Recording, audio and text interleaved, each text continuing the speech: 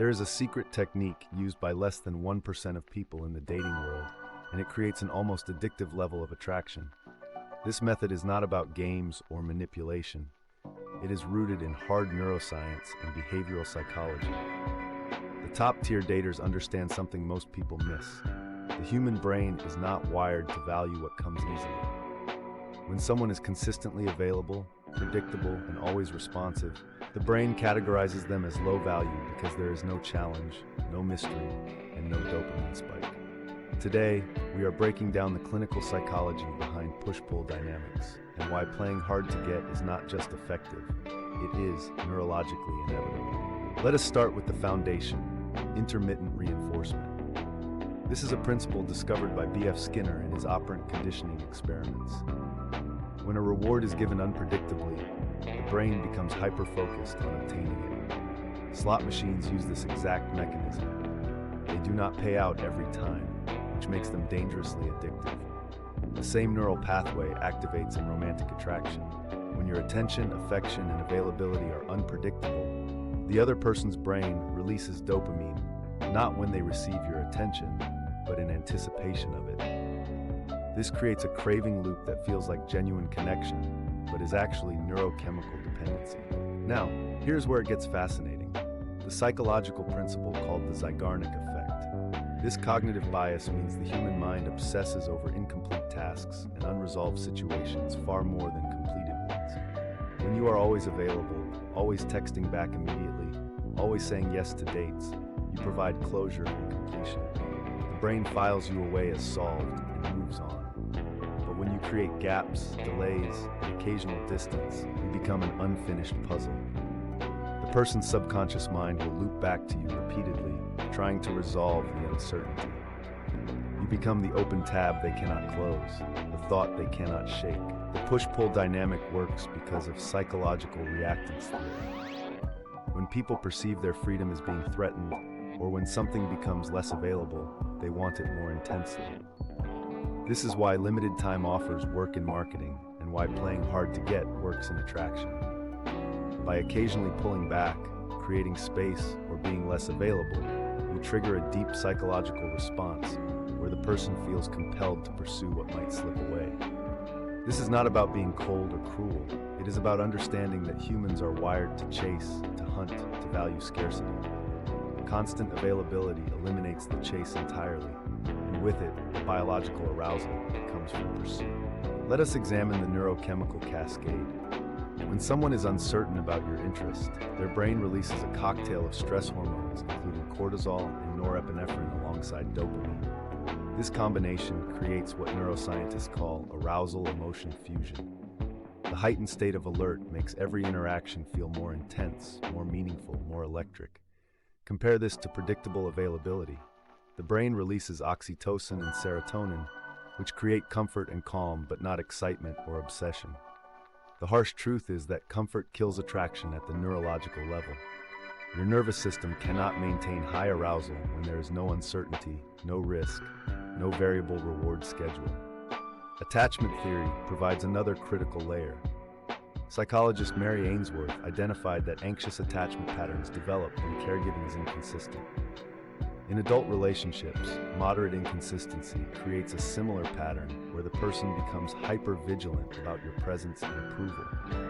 They start monitoring your behavior, analyzing your texts, seeking patterns in your availability. This cognitive investment is the foundation of emotional addiction. The more mental energy they spend trying to figure you out, the more valuable you become in their internal economy. You are not just a person anymore. You are a problem their brain is determined to solve. The contrast effect amplifies everything. When you alternate between warm engagement and cool distance, each phase feels more extreme than it actually is. A simple text after 2 days of silence hits with the impact of a grand gesture. A warm smile after being reserved feels like sunshine after rain. This is not about being manipulative. It is about understanding that the human brain judges experiences in relative terms, not absolute ones. A consistently warm person registers as neutral baseline. A person who oscillates between warmth and distance creates emotional highs and lows. And it is precisely those peaks and valleys that create the feeling people mistake for intense chemistry or deep connection. Investment theory is the economic principle applied to psychology. The more resources someone invests in something, the more they value it, regardless of its objective worth. When you are always available, the other person invests nothing. No effort in getting your time, no anxiety about losing you, no strategic thinking about how to keep your interest. But when your availability is limited and your attention must be earned, they begin investing cognitive resources, emotional energy, and behavioral effort. This investment creates what psychologists call escalation of commitment. They have already put in so much mental work that walking away feels like wasting that investment, so they double down and pursue even harder. Let us address the elephant in the room, the ethical dimension. Is using push-pull dynamics manipulation? From a clinical standpoint, it depends entirely on intent. If your goal is to create genuine connection while maintaining healthy boundaries and self-respect, this is simply strategic dating. You are optimizing for long-term compatibility by filtering for people who can handle uncertainty and who are motivated by challenge rather than convenience. However, if your intent is to control, dominate, or emotionally harm someone for ego gratification, then yes, it crosses into manipulation. The neurological mechanisms are morally neutral. It is how you deploy them that carries ethical weight. Understand the power you hold when you understand these principles. The timing and calibration are everything. Push-pull is not about being randomly hot and cold. It requires strategic precision. The push phase should be warm, engaging, and create positive associations.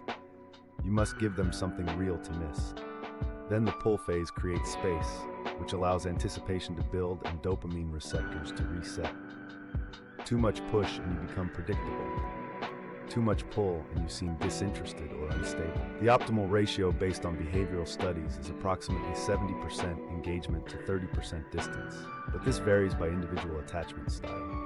Securely attached people require less variability.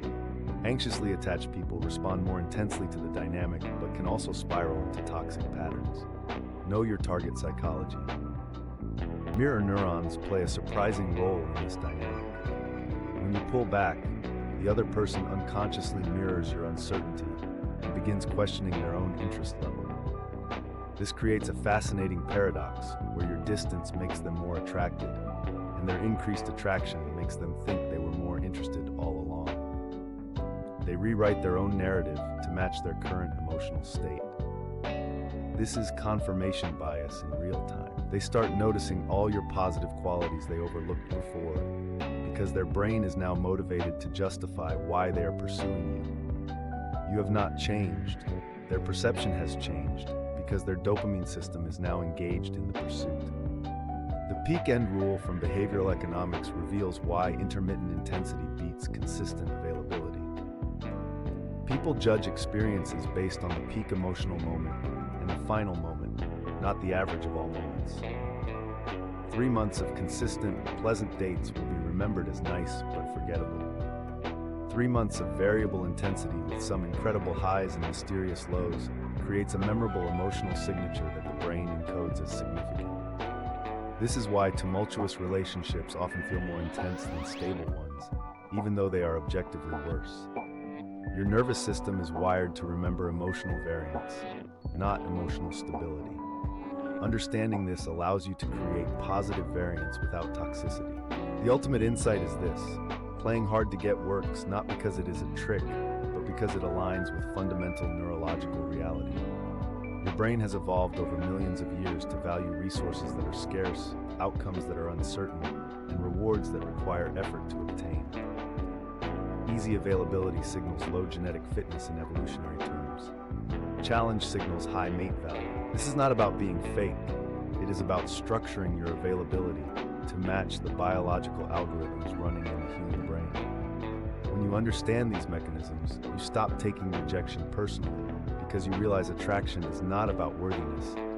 It is about neurochemical compatibility and strategic behavioral patterns. Master the science, and you master the game.